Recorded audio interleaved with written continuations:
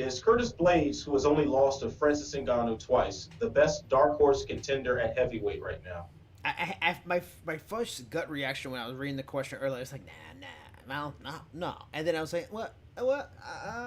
Let me look at the ranking. Let me look at the division. I'm not really sure.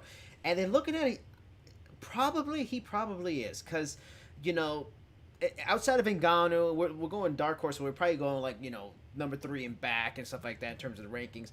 Junior Dos Santos, Derek Lewis, they're not dark horses at this point. Alistair Overeem, Cain Velasquez, Abdurakhimov, Ivanov, Blagoy Ivanov, Walt Harris ain't there yet. The only one I would think maybe is a possibility would be Alexander Volkov. Like, he could be a dark horse, but he has the skills. He was unbeaten in the UFC, I believe, and then he lost to Derek Lewis, and he was winning that fight too. He was a Bellator champion, so he's a skilled guy. His name isn't established, because to me, dark horse is a guy that is an established star, or whatever, or hasn't fought for the title, hasn't won the title. So he's one of those kind of guys. But Curtis Blaydes is a really well-rounded, talented fighter, and those Ngannou losses really set him back, because both of them were very disappointing losses and ugly losses too.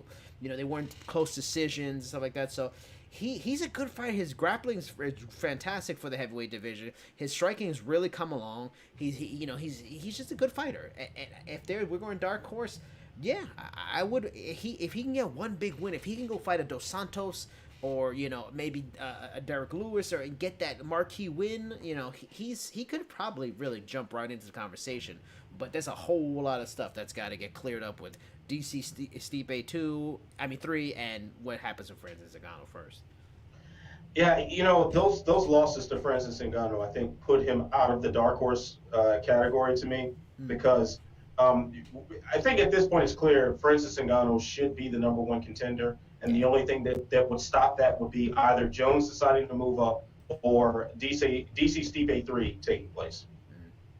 Now, those are only 2 things that can prevent that. Now, if Francis Ngannou is that close to the title, he knocked him out twice. Granted, the first one was a doctor stoppage, but still, he's got 2 KO wins over Curtis Blaydes, so it kind of pushes him out of that conversation. Walt Harris would probably be my play. He's improved a lot in such a short amount of time that I probably would favor him as a dark horse guy, although I do like the Volkov pick as well. But it wouldn't be Curtis Blaydes, despite how good he is, which is kind of a shame, because from a skill perspective, he is. He's almost like heavyweight Corey Anderson. Like, really skilled, but just can't get over the hump. Yeah, just kind of like just can't. Yeah, it's like some kind of invisible glass just blocking him from full-on contendership. It just. But that invisible glass looks like a 6'5" man from Cameroon. So yeah, that's a different sort of glass right there. That glass don't shatter. No. Yeah, so I mean, it's really just because of the Ngannou losses that I wouldn't put Curtis Blaydes as the dark horse guy, but that's really it. And maybe that's too thin of a criteria to dismiss him on. I could be wrong.